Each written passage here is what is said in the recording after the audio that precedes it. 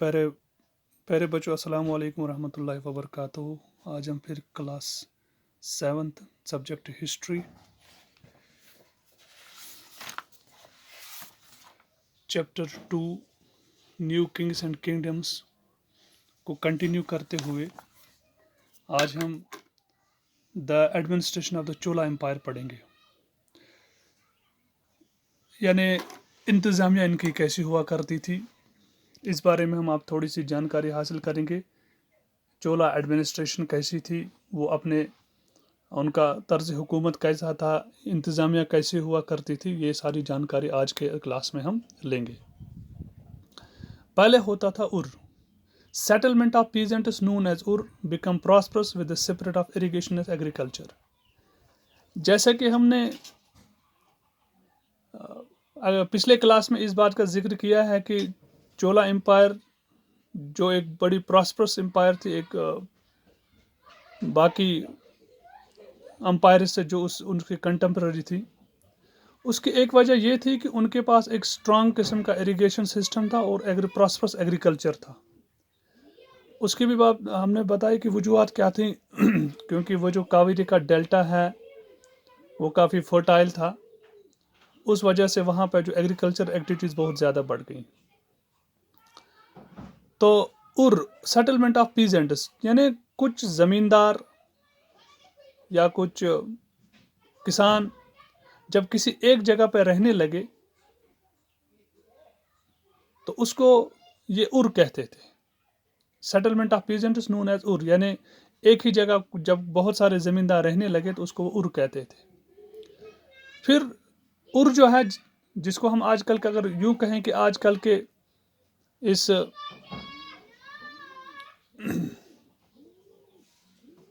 ایک چھوٹا سا محلہ کہیں گے، اسی طرح سے جو چھوٹے محلے یا بناتے تھے Nadu, group of such villages formed large units called Nadu. یہ چھوٹے چھوٹے گاؤں پھر ملا کے کیا بناتے تھے؟ ناڈو۔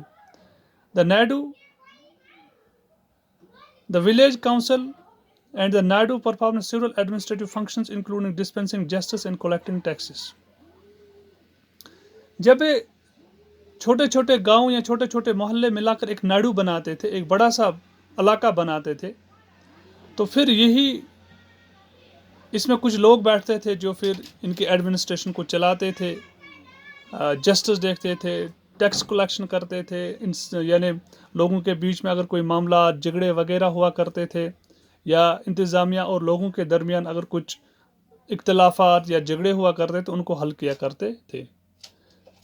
اس کے علاوہ جو تھی سینٹرل ایڈمنسٹریشن تھی۔ Then there was a central administration which looked over whole administration. جس طرح سے ہم دیکھتے ہیں کہ آج پورے ہندوستان کے اوپر دہلی جو ہے سینٹرل گورنمنٹ پوری کمانڈ کرتی ہے، اسی طرح سے چولا ایڈمنسٹریشن میں بھی سینٹرل ایڈمنسٹریشن ہوا کرتی تھی جو پورے اس ساؤتھ انڈیا کو یا چولا امپائر کو دیکھتی تھی۔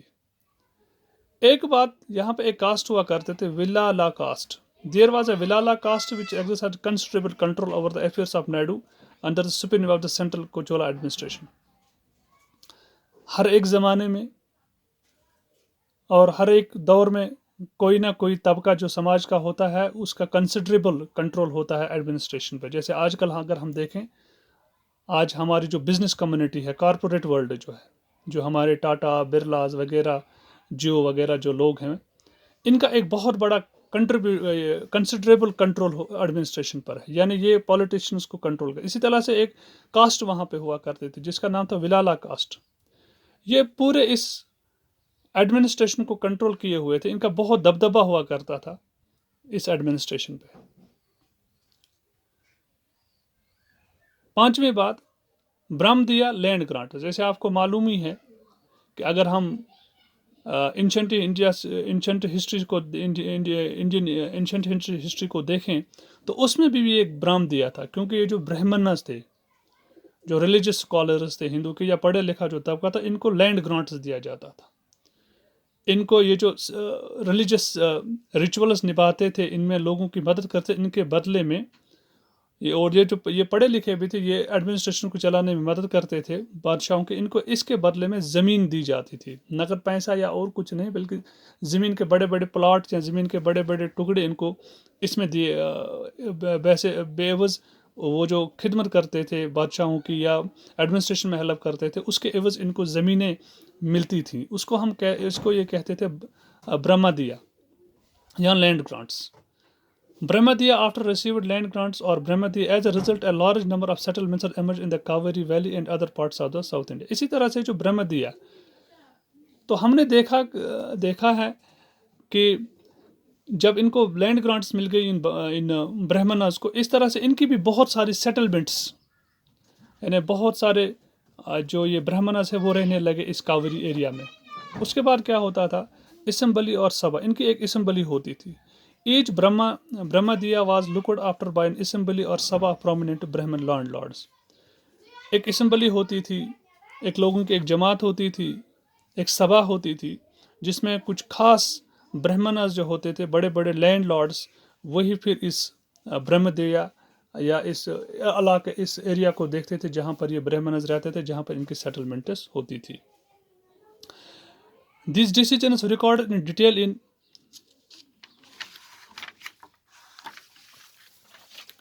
inscriptions often on the stone walls of temples.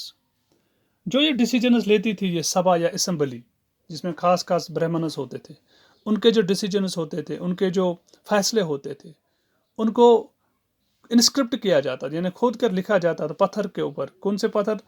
یہ جو مندروں کے دیواروں کے جو پتھر ہوتے تھے ان پر لکھا جاتا تھا. اس کے بعد ہوتا تھا Nagarams Association of Traders. Nagarams also occasionally performed administrative functions in towns. Nagarams ہم کہتے ہیں ایسوسیشن آف ٹریڈرز، یعنی تجارت پیشہ جو لوگ تھے ان کی ایک جماعت ہے، ان کا ایک گروہ. وہ بھی کبھی کبھار ایڈمنسٹریشن کو دیکھتے تھے. چھوٹے چھوٹے شہروں میں ایڈمنسٹریشن کو چلانا، اس کو یہ لوگ دیکھتے تھے. یہ جو اسمبلی ہوتی تھی جس کا ہم نے ابھی ذکر کیا، جو سبھا ہوتی تھی برہمناز کی، اسمبلی اور سبھا ہیڈ سیپریٹ کمیٹی. اس کی چھوٹی چھوٹی کمیٹیز بھی ہوا کرتی تھی جو لک آفٹر کرتی تھی، جیسے اریگیشن ورک کو، آپاشی کو، باغبانی کو، یا ٹیمپلز کو، ان کی رکھوالی، ان کی دیکھ بھال وغیرہ جو کرتے تھے. ان کی چھوٹی چھوٹی کمیٹی، یعنی سبھا جو تھی اس کی چھوٹی چھوٹی کمیٹیز ہوا کرتی تھی جو اس ایڈمنسٹریشن کو دیکھتی تھی. جو چھوٹے کاموں، جیسے ہم دیکھتے ہیں کہ آج کل ہمارے جو کیبنٹ منسٹرز ہوتے ہیں، ہماری کیبنٹ جو ہوتی ہے، کیبنٹ ہوتی ہے، اس کی پھر چھوٹی چھوٹی اس کی پھر منسٹریز الگ الگ ہوتی ہیں. وہ ایجوکیشن منسٹری الگ ہے، ڈیفینس منسٹری الگ ہے، اریگیشن کی الگ ہے. اچھا، اسی طرح سے